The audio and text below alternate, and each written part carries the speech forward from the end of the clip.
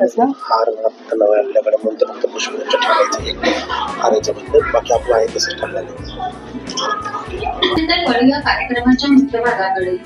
अंबरनाथ मध्ये होमिओपॅथीचा प्रचार व प्रसार करणारे प्रमुख अतिथी म्हणून आज आपल्याला लाभले आहे. आज डॉक्टर सॅम्युअल हनीमॅन यांच्या जयंतीचे औचित्य साधून असोसिएशनच्या वतीने आज आपण त्यांचा सन्मान करणार आहोत. डॉक्टर नरेंद्र सोनावणे सर यांचा शाल आणि सन्मान चिन्ह देऊन सत्कार करावा अशी मी डॉक्टर गजानन घाणेकर विनंती करते.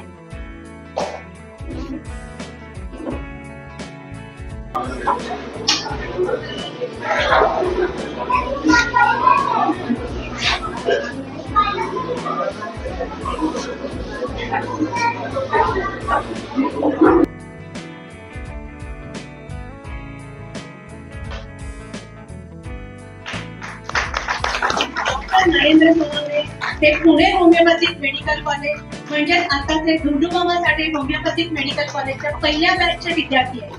त्यांनी 1972 साली उत्तीर्ण झाले आणि येरळा मेडिकल कॉलेजमध्ये इंटर्नशिप केली. त्यानंतर 1973 साली त्यांनी सकाळी अंबरनाथ आणि संध्याकाळी डोंबिवलीची प्रॅक्टिस सुरू केली. त्या दरम्यान त्या काळामध्ये होमिओपॅथीची एवढी जागरूकता लोकांमध्ये नव्हती.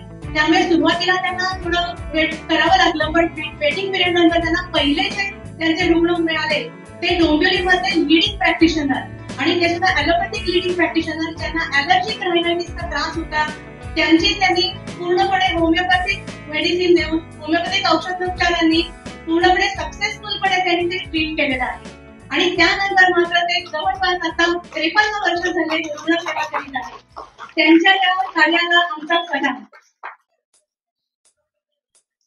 हॅलो, मी डॉक्टर गणेश राठोड यांना विनंती करते की त्यांनी डॉक्टर राजेंद्र सोनावणे सर यांचा शाल व सन्मान चिन्ह देऊन सन्मान करावा.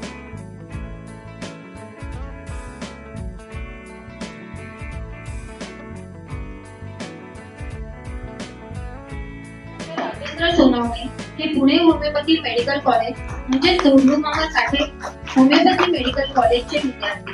ते 1981 साली उत्तीर्ण झाले आणि गेली 42 वर्ष ते अंबरनाथ मध्ये होमिओपॅथीची प्रॅक्टिस करत आहेत.